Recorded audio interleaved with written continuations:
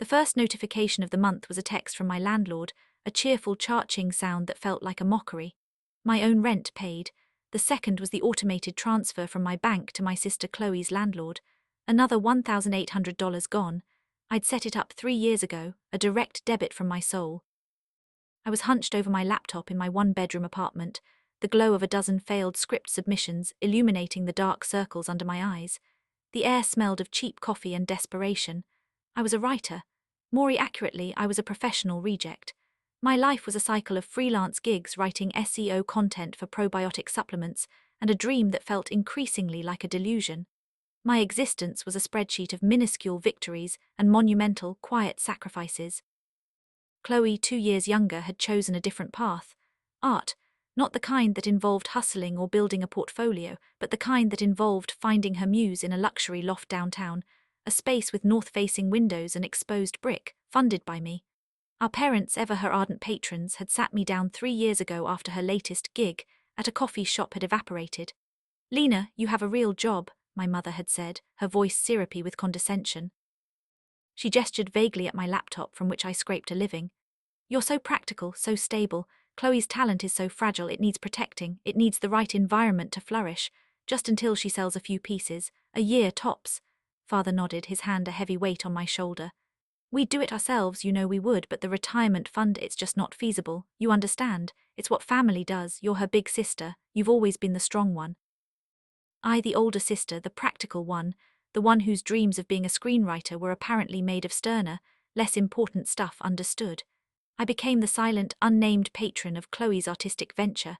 For 3 years, my dreams were quietly deferred to subsidize hers. Every time the transfer went through, a small part of my hope curdled into resentment. I'd skip a coffee, put off a dental appointment while she posted Instagram stories of her studio mornings with expensive lattes and new tubes of paint, #artistlife, #blessed. Then the email arrived. It wasn't flashy. The subject line was simply, "Netflix content team regarding your submission." I almost deleted it, assuming another polite dismissal, but my heart hammered against my ribs as I opened it. It was an offer. Not just an offer, a lifeline. A senior writing position on a new flagship series. A salary that made my eyes water, creative control. A relocation package to LA. I screamed. I cried ugly, happy tears alone in my kitchen. This was it, the break. The thing I had worked for in the shadows for a decade. I called my parents, my voice trembling with a joy I hadn't felt in years. Their silence was a cold bath. "Oh, Lena," my mother finally said, her tone funereal. "That's a big change, so sudden." "All the way in California. Netflix, isn't that all very unstable?" My father said, his voice laced with disbelief, as if I'd said I was joining a circus on Mars. "It's incredible, it's everything I've worked for," I gushed, the words tumbling out. "It's more money than I've ever made. I can finally stop worrying about." "But what about Chloe?" My father blurted out, the question like a bucket of ice water. "You can't just leave her in the lurch like this. Her lease is up for renewal next month. She's counting on you." Joy evaporated, replaced by a familiar, icy disbelief. I've paid her rent for 3 years," I said, my voice small and foreign to my own ears. "This is my dream job, this is real money. She'll be fine, she can get a job." "Ah, well and good, dear," my mother said, her voice sharpening into the blade I knew it could be, "but responsibility comes first. This is incredibly selfish. How will she manage? Her art can't just be put on hold. She's on the cusp of a real breakthrough. A gallery in Soho is very interested. Like mine was. For 10 years, the words screamed in my head, but I couldn't voice them. I was too stunned, too utterly deflated. The call ended with them insisting I reconsider, their disappointment a palpable, crushing weight. An hour later, my phone buzzed with a text from Chloe herself. Not congratulations, not excitement. Just a single accusing line. "I can't believe you're doing this to me. Mom and Dad are really worried. You're being so selfish. My stress is going to ruin my creative flow." That was the moment. The last thread of familial guilt, stretched taut over 3 years, finally snapped. The careful, patient, practical Lena shattered. 3 years of financial bleeding, 3 years of emotional neglect, and now the one time I reached for my own son, they tried to pull me back into their shadow to keep their golden child warm. A cold, crystalline calm settled over me.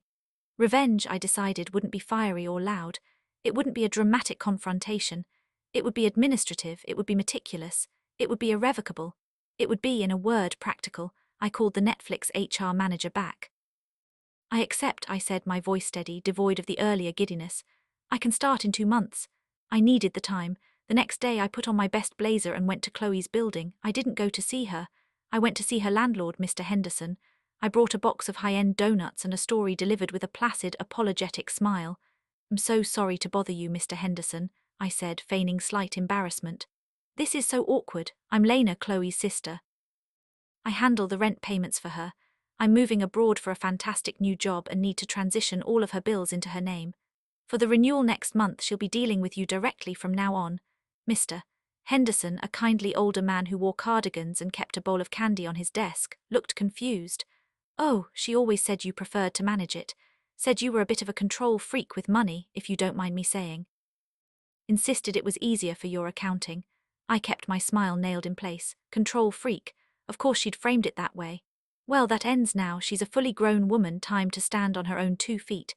Here's her personal email and cell number for all future correspondence." I slid a pre-printed card across his desk. "And just so there's no confusion, my final auto payment will be for this current month. She'll be taking over starting with the renewal."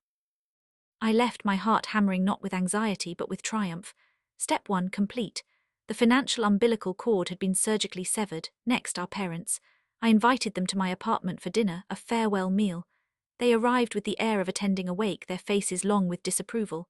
"We just think you're making a terrible mistake, prioritizing this fantasy over your family," my father began almost immediately, pushing the pasta I'd served around his plate.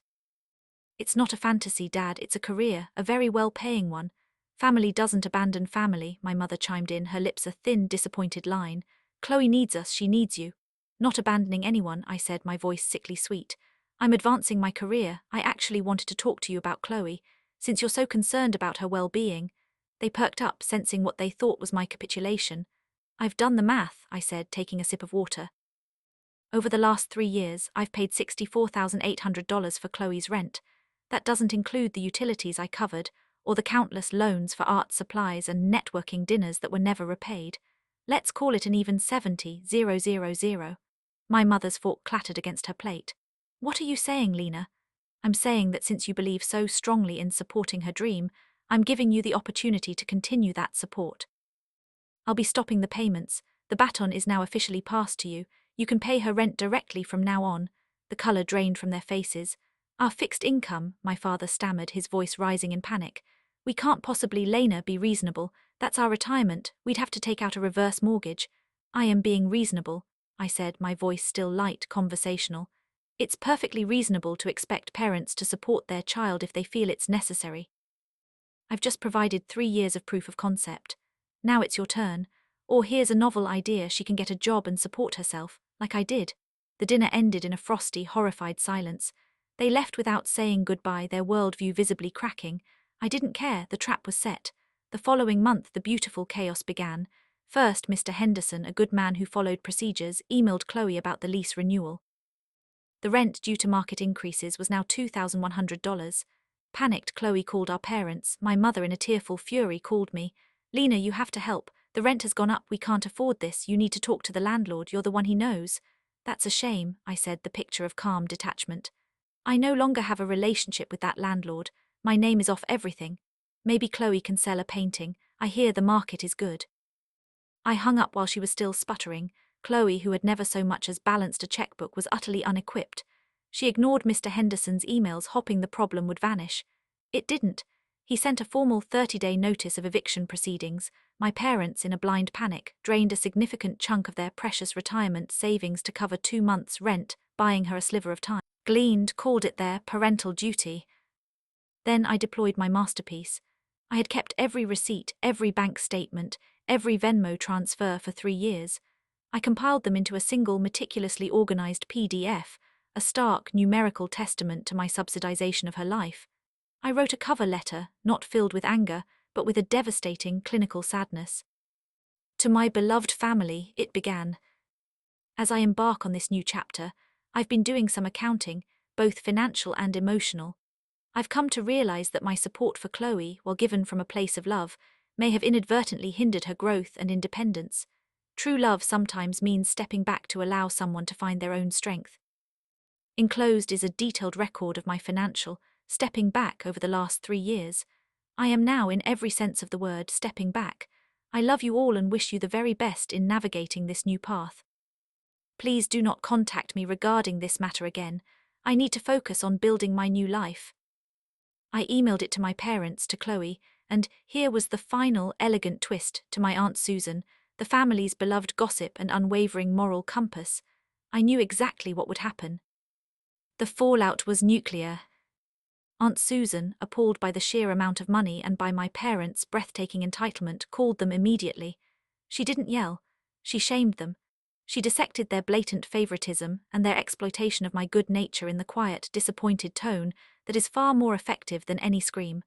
The story spread through the entire family like wildfire. My parents were bombarded with calls from aunts, uncles, and cousins, their perfect parent facade crumbling into dust under the weight of the truth. Chloe, faced with actual consequences and a family scandal she couldn't paint her way out of, had to get a job. A real one, serving at a trendy bistro, a job she described in a since-deleted tweet as soul-crushing servitude. Our parents, their savings depleted and their reputation in tatters, couldn't help her even if they wanted to. My phone for the first week in my new sun-drenched LA apartment blew up, pleading calls from my parents, tearful, angry voicemails from Chloe, text messages filled with guilt and recriminations. I never responded. I let their words vanish into the digital void, unread and unheard. I had my own life to build. I was busy. My new life was a whirlwind of script meetings, studio lots, and writing sessions that stretched into the inspired early hours of the morning. I was living my dream, in an apartment with a view of the hills that I paid for with my own hard-earned money. About 3 months in, a large, flat package arrived at my office. My name was written in a familiar, looping script. Chloe. My heart thumped with a mix of dread and curiosity. Was it a painting? A final, guilt-inducing plea? I opened it carefully. Inside wasn't a painting. It was a portfolio, a beautiful, leather-bound artist's portfolio, and tucked inside was a letter not from Chloe but from my mother. Lena, it began without a salutation. By now you've likely heard about the gallery in Soho that was so interested in Chloe's work. The one we used to guilt you. There was no gallery. There hasn't been any real interest ever. The truth is we knew she wasn't talented, not like you are. We read your old scripts, the ones you left in your room. They were brilliant, but Chloe, she needed the fantasy. She's not strong like you. We were afraid of what would happen to her if she ever had to face the real world, so we fed her the lie, and we used you to fund it. We thought if we made you the practical one, it would make her the special one. It was easier than dealing with her fragility. We were wrong, we see that now. We sacrificed the wrong daughter. Enclosed is every piece of art she ever made with your money. We thought you should have it. It's the only thing of value we have left to give you. We're sorry. I sat there in my plush office, the Hollywood Hills stretching out before me, and I felt nothing. Then a slow, spreading warmth. It wasn't forgiveness, it was vindication. The final, ugly plot twist. They hadn't just exploited me, they had lied to her too. They had built her a prison of delusion with the bricks of my labor. I left the portfolio leaning against the wall. I didn't open it. I didn't need to. The apology was too little, too late. The truth was my trophy. I opened my notes app and started jotting down an idea for a new screenplay. A dark comedy about a wonderfully practical woman whose family pays for her sister's delusions of grandeur until she discovers the greatest masterpiece was the lie they built together. It was, I thought, a story I was uniquely qualified to tell. I smiled, the California sun warm on my face, and got to work. The best revenge, after all, is a life not just well lived, but well written, and now I had the perfect ending.